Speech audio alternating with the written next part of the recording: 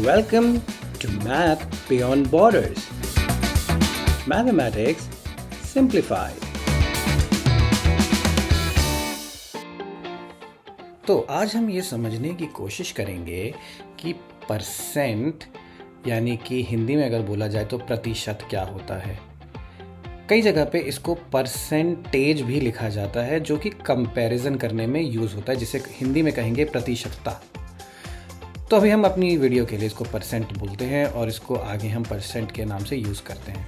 Okay, तो पहले तो हमें समझना होगा कि परसेंट में दो वर्ड है, पर और सेंट, प्रति और शत। ठीक है, प्रतिशत और पर का मतलब हुआ डिवाइड, है ना। इसका सिंपल सा पर का और प्रति का एक मतलब है डिवाइड, और सेंट का मतलब है 100 यानी कि शत, प्रतिशत। तो टोटल इसका मतलब ये हुआ कि ये डिवाइड। तो अगर मैंने लिखा कि 20% को हम किस तरह से लिख सकते हैं, तो 20%, है ना, 20/100। और अगर मुझे ऐसे ही 65% लिखना है तो 65%, है ना, 65%। ठीक है, तो परसेंट का यही मतलब होता है। तो देखिए, अगर किसी को भी हमने अगर मान लीजिए 80% लिखना है तो कैसे लिखेंगे, 80%। तो इसका मतलब ये हुआ कि 80 पर का मतलब हुआ प्रति और सेंट का मतलब हुआ 100, तो 80%, है ना।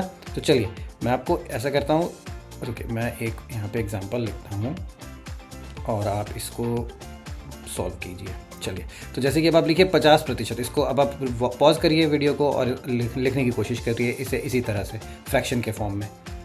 तो मुझे लगता है आपने सब यही लिखा होगा, 50%, है ना। तो ये बहुत ही सिंपल सा कॉन्सेप्ट है जिसको हमें ध्यान रखना है। परसेंटेज, आपको हर बार मार्क्स मिलते हैं, वो इसी तरह से परसेंटेज बनाए जाते हैं, 100 में से कितने।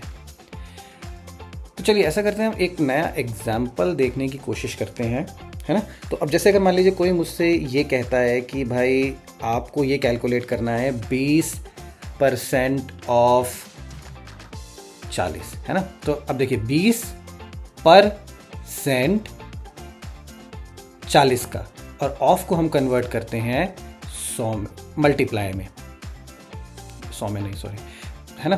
तो ये हुआ ऐसे, तो 20% ऑफ 40। तो जब आपने ऑफ देखा तो मैथमेटिक्स में ऑफ का मतलब कई जगह पे मल्टीप्लाई होता है ना। अब अगर हम इसको कैलकुलेट करेंगे तो हमारा फाइनल आंसर आएगा 8, है ना। मुझे लगता है कि आपके अध्यापकों ने आपको ये सिखाया होगा कि ज़ीरो को कैसे काटा जाता है, लेकिन अगर नहीं आता है तो इसके लिए हम बाद में एक वीडियो और बनाने की कोशिश करेंगे। इस तरह से ज़ीरो को काटा, 2 से 4 को मल्टीप्लाई किया तो बन गया 8, है ना। तो इस तरह से हम इसको सॉल्व करते हैं। तो चलिए ऐसा करते हैं, एक और एग्जाम्पल देखते हैं। जैसे कि मान लीजिए 40% निकालने की कोशिश करते हैं 80 का, है ना। तो अब मैं चाहूँगा कि अब आप इस वीडियो को पॉज करें, 40 को ले इसको कैलकुलेट करने की कोशिश करें, है ना। तो देखिए 40% ऑफ बिकम्स मल्टीप्लाई और 80, 40% ऑफ 80, है ना।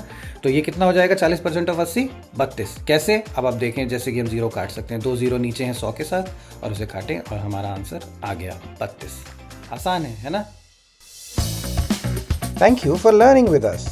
Please share the video with those who you think may need it. Also, if you want to request a topic, put that in the comments section. So until the next video, keep learning, keep questioning. Bye.